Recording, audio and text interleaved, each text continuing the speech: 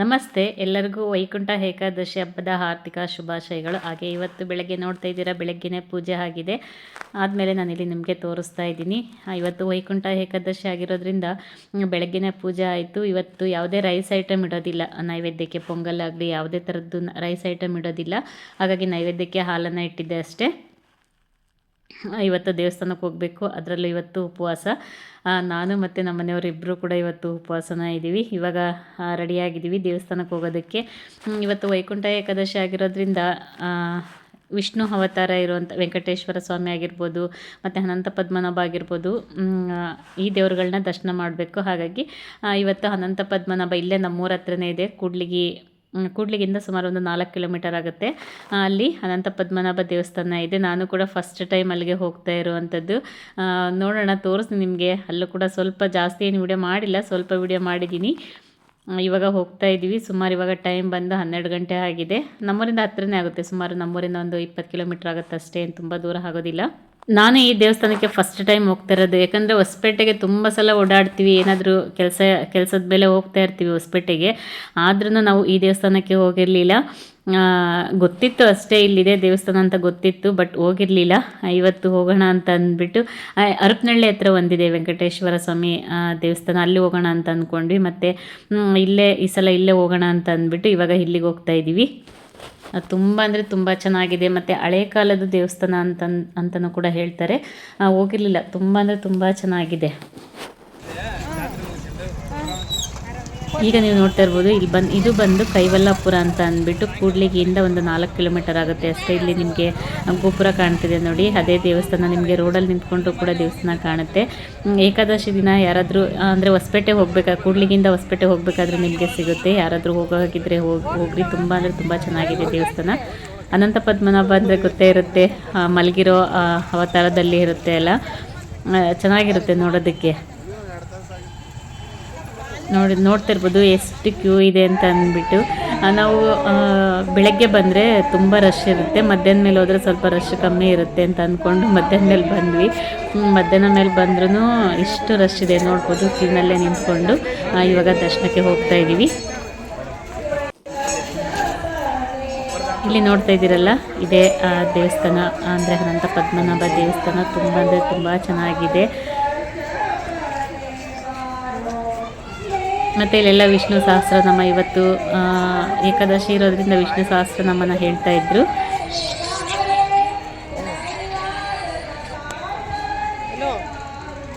ತುಂಬಾ ತುಂಬ ಕ್ಯೂ ಇತ್ತು. ನಾವು 12 ಗಂಟೆಗೆ ಹೋದರೂ ಮನೆಗೆ ಬರೋತ್ತಿಗೆ 3:30 ಆಗಿತ್ತು. ನೋಡ್ತಾ ಇದ್ದೀರಲ್ಲ, ಇದು ಬಂದು ವೆಂಕಟೇಶ್ವರ ಸ್ವಾಮಿ ಅಲಂಕಾರ, ಹೂವಿನ ಅಲಂಕಾರ. ತುಂಬ ಅಂದರೆ ತುಂಬ ಚೆನ್ನಾಗಿ ಅಲಂಕಾರನ ಮಾಡಿದರು.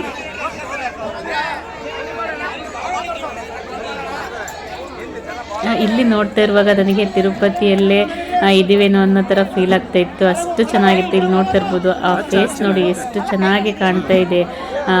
ನಾವು ತಿರುಪತಿಯಲ್ಲಿರೋ ತಿಮ್ಮಪ್ಪನೇ ನೋಡ್ತಾ ಇದ್ದೀವೇನೋ ಅನ್ನೋ ಥರ ಫೀಲ್ ಆಗ್ತಾ ಇತ್ತು. ಇದು ಅಂತೂ ತುಂಬ ಚೆನ್ನಾಗಿ ಅಲಂಕಾರ ಮಾಡಿದ್ರು, ಹೂವಿನ ಅಲಂಕಾರನ.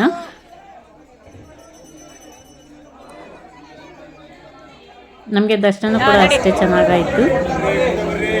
ನೀವು ಕೂಡ ದರ್ಶನ ಮಾಡ್ಕೊಳ್ಳಿ. ಯಾರೆಲ್ಲ ದೇವಸ್ಥಾನಕ್ಕೆ ಹೋಗಿದ್ರಿ, ಯಾರೆಲ್ಲ ಹೋಗಿಲ್ಲ ಅವ್ರನ್ನು, ಹೋಗಿಲ್ಲ ಅಂದವರು ಕೂಡ ನೀವು ದರ್ಶನ ಮಾಡ್ಕೊಳ್ಳಿ. ಇದು ನೋಡ್ತಾ ಇದ್ದೀರಲ್ಲ, ಗರ್ಭಗುಡಿಯಲ್ಲಿರೋ ಅನಂತ ಪದ್ಮನಾಭ ದೇವರು. ಇಲ್ಲಿ ವಿಡಿಯೋ ಮಾಡಿಲ್ಲ, ಜಸ್ಟ್ ಫೋಟೋ ಅಷ್ಟೇ ಶೇರ್ ಮಾಡ್ಕೊಳ್ತಾ ಇದ್ದೀನಿ. ನೋಡ್ಬೋದು, ತುಂಬ ಅಂದರೆ ತುಂಬ ಚೆನ್ನಾಗಿ ಕಾಣ್ತಾ ಇತ್ತು. ಅಂದರೆ ಇದು ಗರ್ಭಗುಡಿಯಿಂದ ಮುಂದೆ ವೆಂಕಟೇಶ್ವರ ಸ್ವಾಮಿದು ಅಲಂಕಾರನ ಮಾಡಿದರು. ಇಲ್ಲಿ ಗರ್ಭಗುಡಿಯಲ್ಲಿ ತುಂಬ ರಶ್ ಇದ್ದಿದ್ದರಿಂದ ಯಾವುದೇ ವಿಡಿಯೋ ಅಲ್ಲಿ ಮಾಡಿಲ್ಲ, ಜಸ್ಟ್ ಫೋಟೋ ಅಷ್ಟೇ ಹಾಕಿದ್ದೀನಿ. ಇವಾಗ ನಾವಿಲ್ಲಿ ದೇವಸ್ಥಾನದ ಹೊರಗಡೆ ಬಂದಿದ್ದೀವಿ. ನೋಡ್ತಾ ಇರ್ಬೋದು, ಇದು ಬಂದು ಉತ್ತರ ದಿಕ್ಕಿನ ದ್ವಾರ ಬಾಗಿಲು ಅಂತ. ಅಂದರೆ ಇವತ್ತು ಬಾಗಿಲು ಅಂದರೆ ಉತ್ತರ ದಿಕ್ಕಿನ ಬಾಗಿಲು ಓಪನ್ ಆಗಿರುತ್ತೆ ಅಂತ ಹೇಳ್ತಾರೆ. ಚೆನ್ನಾಗಾಯಿತು ದರ್ಶನ ಅಂತೂ, ತುಂಬ ಅಂದರೆ ತುಂಬ ಚೆನ್ನಾಗಾಯಿತು. ನೋಡ್ಬೋದು ಎಷ್ಟೊಂದು ಜನ ಇದ್ದಾರೆ ಅಂತ ಅಂದ್ಬಿಟ್ಟು. ಅದರಲ್ಲೂ ಇವತ್ತು ಉಪವಾಸ ಆಗಿರೋದ್ರಿಂದ ಇಲ್ಲಿ ಪ್ರಸಾದ ಅಂತ ಅಂದ್ಬಿಟ್ಟು ಮೊಳಕೆ ಕಾಳನ್ನು ಕೊಟ್ಟಿದ್ದರು. ಮೊಳಕೆ ಕಾಳು, ಕೋಸಂಬರಿ ಮತ್ತು ಹಣ್ಣುಗಳು ಇದನ್ನು ಮತ್ತು ಪಾನಕ ಈ ಥರದ ಕೊಟ್ಟಿದ್ದರು. ನೋಡ್ಬೋದು ಎಷ್ಟೊಂದು ಜನ ಇದ್ದಾರೆ ಅಂತ ಅಂದ್ಬಿಟ್ಟು. ಇದು ಬಂದ ಅನಂತ ಪದ್ಮನಾಭ ದೇವಸ್ಥಾನ. ಇನ್ನೊಂದು ಈ ಸೈಡ್ ಇರುವಂಥದ್ದು ಶಿವಂದು ದೇವಸ್ಥಾನ ಇದೆ. ಇವಾಗ ನಾವು ಮನೆಗೆ ಬಂದ್ವಿ. ಇವಾಗ ಟೈಮ್ ಬಂದು 3:30 ಆಗಿದೆ. ಇವತ್ತು ಏನು ಊಟ ಏನೂ ಇಲ್ಲ, ಜಸ್ಟ್ ಉಪವಾಸ ಅಷ್ಟೇ. ಏನಾದರೂ ಹಣ್ಣುಗಳಿದ್ರೆ ಹಣ್ಣುಗಳನ್ನ ತಿನ್ಬೋದು, ಇಲ್ಲಾಂದರೆ ಕಾಫಿ ಟೀ ಈ ಥರ ಕುಡಿತೀನಿ ಅಷ್ಟೇ. ಮತ್ತು ರೈಸ್ ಐಟಮ್ ಏನು ಕೂಡ ತಿನ್ನೋದಿಲ್ಲ. ರಾತ್ರಿಗೆ ಅವಲಕ್ಕಿ ಇಲ್ಲ ಮಂಡಕ್ಕಿ ಒಗ್ಗರಣೆ ಏನಾದ್ರೂ ಮಾಡ್ಕೊಳ್ತೀವಿ. ತುಂಬ ಅಂದರೆ ತುಂಬ ಚೆನ್ನಾಗಿ ದರ್ಶನ ಆಯಿತು. ಹಾಗೆ ನೆಕ್ಸ್ಟ್ ಡೇ ಬಂದು ಹೊಸ ವರ್ಷದ ವ್ಲಾಗ್ ಆಗಿರುತ್ತೆ. ಹೊಸ ವರ್ಷಕ್ಕೆ ಅಂತ ಇವತ್ತು ಯಾವುದೇ ಸ್ವೀಟನ್ನು ಮಾಡಿಲ್ಲ. ಎಲ್ಲರಿಗೂ ಹೊಸ ವರ್ಷದ ಆರ್ಥಿಕ ಶುಭಾಶಯಗಳು. ಏನೋ ಬೇಜಾರು ಗೊತ್ತಿಲ್ಲ, ಹಳೆದನ್ನು ಮರಿಬೇಕು, ಹೊಸದನ್ನು ಸ್ವೀಕರಿಸ್ಬೇಕಂತ ಹೇಳ್ತಾರೆ. ಆದರೆ ಕೆಲವೊಂದನ್ನು ಮರಿಬೋದು, ಕೆಲವೊಂದನ್ನು ಮರೆಯೋದಕ್ಕೆ ಆಗೋದಿಲ್ಲ.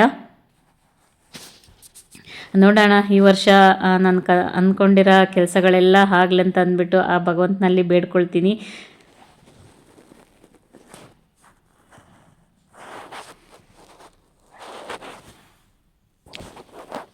ಮತ್ತು ನಿಮಗೂ ಅಷ್ಟೇ ಈ ವರ್ಷ ಕಂಡಂಥ ಕನಸುಗಳೆಲ್ಲ ನೆರವೇರಲ್ಲ ಅಂತ ಅಂದ್ಬಿಟ್ಟು ನಾನು ಆ ದೇವರಲ್ಲಿ ಕೇಳ್ಕೊಳ್ತೀನಿ.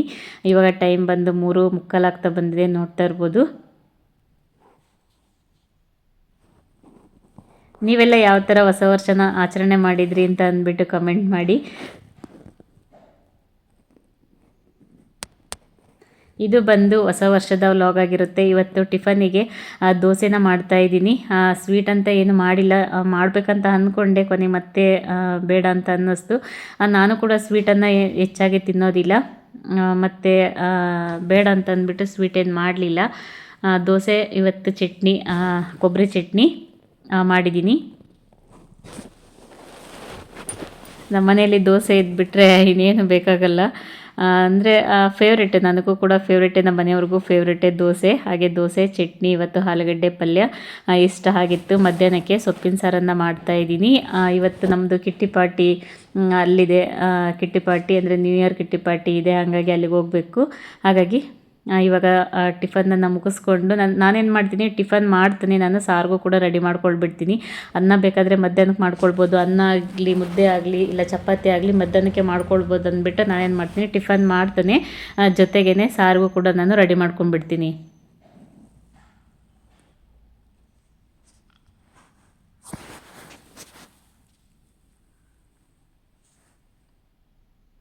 ಮತ್ತು ದೋಸೆ ಹಿಟ್ಟಿತ್ತಲ್ವ, ನಮ್ಮ ಮನೆಯವರು ದೋಸೆ ಹಿಟ್ಟೈತಲ್ವ, ಮುದ್ದೆ ಏನು ಬೇಡ ಇವತ್ತು ಹೊಸ ವರ್ಷ, ಮುದ್ದೆ ಏನು ಬೇಡ ಅಂತ ಅಂದರು. ಹಂಗಾಗಿ ದೋಸೆ ಹಿಟ್ಟಿತ್ತಲ್ವ, ಅದಕ್ಕಾಗಿ ಸೊಪ್ಪಿನ ಸಾರನ್ನು ಮಾಡಿದೆ. ಸೊಪ್ಪಿನ ಸಾರು ಒಳ್ಳೆ ಕಾಂಬಿನೇಷನ್ನು ದೋಸೆಗೆ, ಹಾಗಾಗಿ ಸೊಪ್ಪಿನ ಸಾರು ಮಾಡಿದ್ದೀನಿ. ಇವಾಗ ಸಾರಿಗೂ ಕೂಡ ನಾನು ಇಲ್ಲಿ ರೆಡಿ ಮಾಡ್ಕೊಳ್ತಾ ಇದ್ದೀನಿ. ಇಲ್ಲಿ ನಾನು ತೊಗರಿಬೇಳೆನ, ಅಂದರೆ ನಾವು ಯಾವ ಥರ ಸೊಪ್ಪಿನ ಸಾರನ್ನು ಮಾಡ್ತೀವಿ ಅಂತ ಅಂದ್ಬಿಟ್ಟು ನಾನು ನಿಮ್ಮ ಜೊತೆ ಶೇರ್ ಮಾಡ್ಕೊಳ್ತಾ ಇದ್ದೀನಿ. ಇಲ್ಲಿ ತೊಗರಿಬೇಳೆನ ಒಂದು 1/4 ಗಂಟೆಯಷ್ಟು ನಾನು ನೆನೆಸಿಟ್ಟಿದ್ದೀನಿ. ಯಾಕಂದರೆ ಈ ಥರ ನೆನೆಸಿ ಇಡೋದ್ರಿಂದ ಬೇಗನೆ ಬೇಯುತ್ತೆ ಬೇಳೆ. ಹಾಗಾಗಿ ಈಗ ಇದಕ್ಕೆ ನಾನು ಮಿಕ್ಸ್ ಸೊಪ್ಪನ್ನು ಹಾಕ್ತಾಯಿದ್ದೀನಿ. ಅಂದರೆ ಎಲ್ಲ ಥರದ್ದು ಸೊಪ್ಪು, ಮೆಂತ್ಯ ಸೊಪ್ಪು, ಪಾಲಕ್ಕು ಸೊಪ್ಪು, ಮತ್ತು ಸಬ್ಬಸಿಗೆ ಸೊಪ್ಪು, ಸ್ವಲ್ಪ ಕೊತ್ತಂಬರಿ ಸೊಪ್ಪು, ಸ್ವಲ್ಪ ಕರಿಬೇವು, ಇಷ್ಟನ್ನು ನಾನಿಲ್ಲಿ ತೊಳೆದು ಕಟ್ ಮಾಡಿ ಹಾಕ್ಕೊಳ್ತಾಯಿದ್ದೀನಿ. ಹಾಗೆ ಇದ್ರ ಜೊತೆಗೆ 2 ಟೊಮೊಟೊ, ಹಾಗೆ ಹಸಿಮೆಣಸಿನ್ಕಾಯಿ, ಮತ್ತು ಸ್ವಲ್ಪ ಈರುಳ್ಳಿ, ಹಾಗೆ ಸ್ವಲ್ಪ ಬೆಳ್ಳುಳ್ಳಿ, ಇಷ್ಟನ್ನು ಹಾಕ್ಕೊಳ್ತಾ ಇದ್ದೀನಿ. ಹಾಗೆ ಇದ್ರ ಜೊತೆಗೆ ಒಂದು ಸ್ವಲ್ಪ ನಾನಿಲ್ಲಿ ಅರಿಶಿನ ಪುಡಿನ ಹಾಕ್ಕೊಳ್ತಾ ಇದ್ದೀನಿ.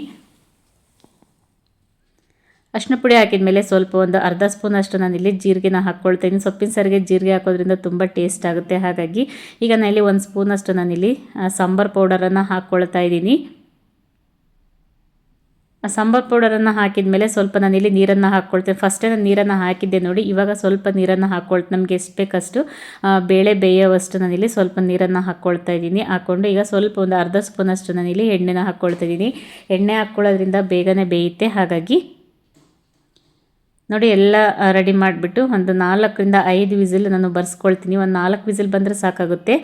ನಮ್ಮ ಮನೆಯಲ್ಲಿ ಬೇಳೆ ಸೊಪ್ಪು ಕೈಗೆ ಸಿಗಬಾರ್ದು, ಅದಕ್ಕಾಗಿ ಒಂದು 4ರಿಂದ 5 ವಿಸಿಲ್ ನಾನು ಬರ್ಸ್ಕೊಳ್ತೀನಿ.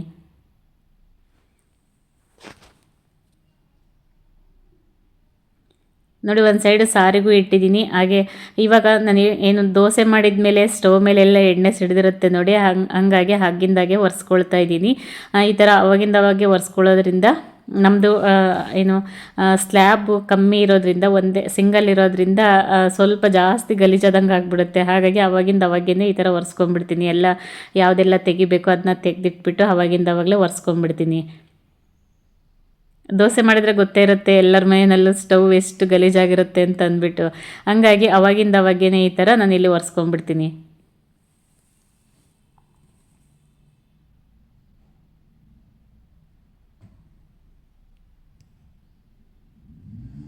ಇವಾಗ ಮಧ್ಯಾಹ್ನ ಹೋಗಬೇಕು ನಮ್ಮ ಫ್ರೆಂಡ್ ಮನೆಗೆ. ಸ್ವಲ್ಪ ಅಲ್ಲೂ ಕೂಡ ಸ್ವಲ್ಪ ವೀಡಿಯೋ ಮಾಡಿದ್ದೀನಿ, ಜಾಸ್ತಿ ವೀಡಿಯೋ ಮಾಡಿಲ್ಲ.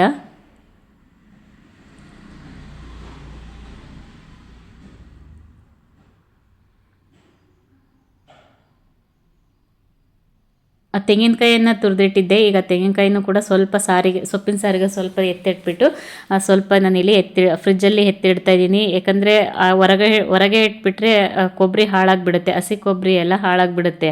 ಈ ಥರ ತುರಿದ್ಬಿಟ್ಟು ಫ್ರಿಜ್ಜಿಗೆ ಇಟ್ಟರೆ ನಾವು ಈಸಿಯಾಗಿ ನಾವೇನಾದರೂ ಅರ್ಜೆಂಟಾಗಿ ನಾವು ಅಡುಗೆ ಮಾಡಬೇಕಾದ್ರೆ ಈ ಥರ ಹಾಕ್ಕೊಳ್ಬೋದು. ಚಟ್ನಿ ಆಗಿರ್ಬೋದು, ಇಲ್ಲ ಸಾಂಬಾರ್ಗಾಗಿರ್ಬೋದು, ಈ ಥರ ಏನಾದರೂ ಟಿಫನ್ ಮಾಡಿದಾಗ, ಅವಲಕ್ಕಿ ಚಿತ್ರಾನ್ನ ಮಾಡಿದಾಗ ನಾವು ತೆಂಗಿನಕಾಯಿ ತುರಿನ, ನಾನು ಜಾಸ್ತಿ ತೆಂಗಿನಕಾಯಿನ ಯೂಸ್ ಮಾಡ್ತೀನಿ ನೋಡಿ. ಹಾಗಾಗಿ ಈಗ ಅದನ್ನು ಕೂಡ ಎತ್ತಿಡ್ತಾ ಇದ್ದೀನಿ. ಒಂದೇ ಸಲ ಈ ಥರ ಕಾಯಿ ಹೊಡೆದಾಗ ಒಂದೇ ಸಲ ಈ ಥರ ತುರಿದಿಟ್ಬಿಡ್ತೀನಿ.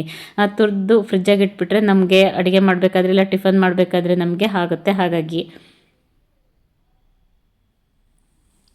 ನೋಡಿ ಸಾರು ಕೂಡ ಹಾಕ್ತಾಯಿದೆ, ಮತ್ತು ಅಕ್ಕಿನೂ ಕೂಡ ತೊಳೆದಿಟ್ಟಿದ್ದೆ. ಅಕ್ಕಿನೂ ಅಷ್ಟೇ ಒಂದು 15-20 ನಿಮಿಷ ಈ ಥರ ನೆನೆಸಿ ಇಟ್ಬಿಟ್ರೆ ಅನ್ನ ಕೂಡ ಚೆನ್ನಾಗಾಗುತ್ತೆ, ಅಂದರೆ ಉದ್ರುದ್ರಾಗಿ ಅನ್ನ ಆಗುತ್ತೆ. ಹಾಗಾಗಿ ಅಕ್ಕಿನೂ ಕೂಡ ನಾನಿಲ್ಲಿ ನೆನೆಸಿಟ್ಟಿದ್ದೀನಿ.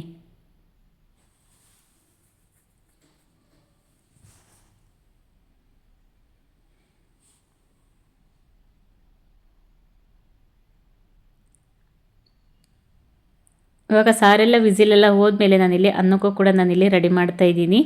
ನಾನು ಸಾರು ಒಗ್ಗರಣೆ ಆಗೋದ್ರೊಳಗೆ ಅನ್ನ ಕೂಡ ರೆಡಿ ಆಗಿಬಿಡುತ್ತೆ. ಹಾಗಾಗಿ ಈಗ ಸ್ನಾನ ಮಾಡಿಕೊಂಡು ಎಲ್ಲ ರೆಡಿಯಾಗಿ ಬಂದೆ.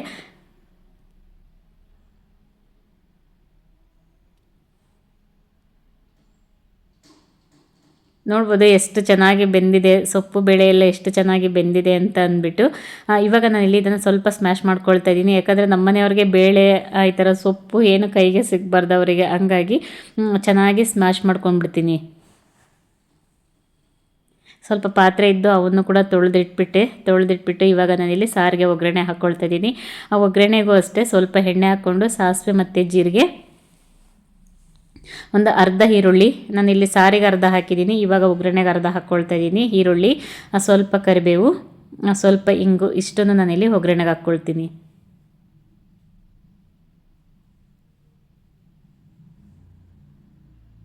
ಜಾಸ್ತಿ ಎಣ್ಣೆ ಏನು ಬೇಕಾಗಲ್ಲ, ಸ್ವಲ್ಪ ಹಾಕ್ಕೊಂಡ್ರೆ ಸಾಕು ಒಗ್ಗರಣೆಗೆ.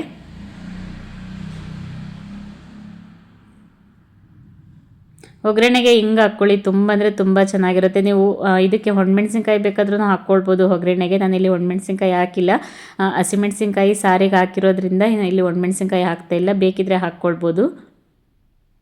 ಇವಾಗ ಸ್ವಲ್ಪ ನಾನಿಲ್ಲಿ ಹಿಂಗನ್ನು ಹಾಕ್ಕೊಳ್ತಾ ಇದ್ದೀನಿ. ಹಿಂಗೆ ಹಾಕ್ಕೊಂಡು ಚೆನ್ನಾಗಿ ಫ್ರೈ ಮಾಡ್ಕೊಂಡ್ಬಿಟ್ಟು ನಾವೇನು ಸ್ಮ್ಯಾಶ್ ಮಾಡ್ಕೊಂಡಿದ್ದೀವಿ ನೋಡಿ, ಆ ಸೊಪ್ಪಿನ ಸಾರನ್ನು ಹಾಕ್ಕೊಂಡ್ರೆ ಸಾಂಬಾರು ರೆಡಿ ಆಗುತ್ತೆ.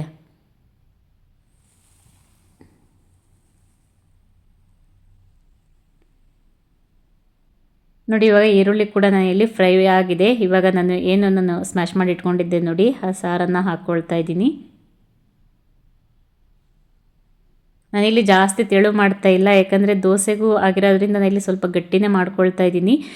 ನಾನು ಸೊಪ್ಪಿನ ಸಾರು ಗಟ್ಟಿನೇ ಮಾಡ್ಕೊಳ್ತೀನಿ, ಯಾಕಂದರೆ ಚಪಾತಿಗೆ, ರೊಟ್ಟಿಗೆ ಈ ಥರ ತುಂಬ ಅಂದರೆ ತುಂಬ ಟೇಸ್ಟಿಯಾಗಿರುತ್ತೆ. ಹಾಗಾಗಿ ಇಲ್ಲಿ ಸ್ವಲ್ಪ ನೀರನ್ನು ಹಾಕ್ಕೊಳ್ತಾ ಇದ್ದೀನಿ. ಸ್ವಲ್ಪ ನೀರು ಹಾಕ್ಕೊಂಡು ಸ್ವಲ್ಪ ಒಂದು ಕುದಿ ಬರ್ಸ್ಕೊಂಡ್ರೆ ಸಾಕು.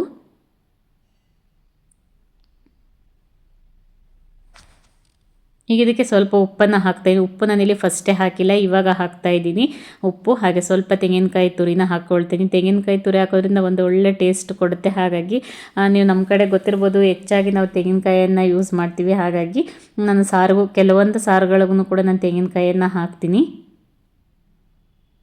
ನೋಡಿ ಇಷ್ಟು ಹಾಕಿ ಒಂದು ಕುದಿ ಬರ್ಸ್ಕೊಂಡ್ರೆ ಸಾಕಾಗುತ್ತೆ.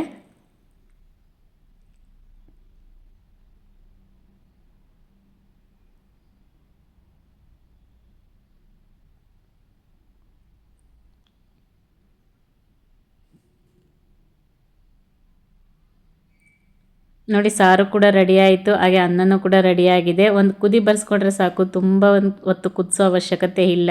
ಯಾಕಂದರೆ ಫಸ್ಟೇ ಬೆಂದಿರುತ್ತೆ ಅಲ್ಲ, ಹಾಗಾಗಿ ತುಂಬ ಹೊತ್ತು ಕುದಿಸೋ ಅವಶ್ಯಕತೆ ಇಲ್ಲ.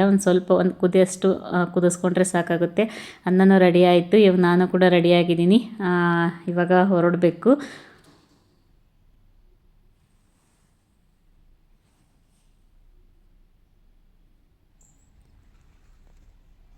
ನಮ್ಮೂರಲ್ಲಂತೂ ತುಂಬ ಅಂದರೆ ತುಂಬ ಚಳಿ ಇದೆ. ನಿಮ್ಮ ಕಡೆ ಎಲ್ಲ ಯಾವ ಥರ ಚಳಿ ಇದೆ ಅಂತ ಅಂದ್ಬಿಟ್ಟು ಕಮೆಂಟ್ ಮಾಡಿ. ಯಾಕಂದರೆ ಈ ಒಂದು 2 ದಿವಸದಿಂದ ಸ್ವಲ್ಪ ಕಮ್ಮಿ ಆಗಿದೆ ಚಳಿ, ಬಿಸಿಲು ಜಾಸ್ತಿ ಬೀಳ್ತಾ ಇದೆ. ನೋಡ್ತಾ ಇರ್ಬೋದು. ಇವಾಗಲೇ ಮಧ್ಯಾಹ್ನ ಆಗಿದೆ, ಇವಾಗ ಹೋಗ್ತಾ ಇದ್ದೀನಿ.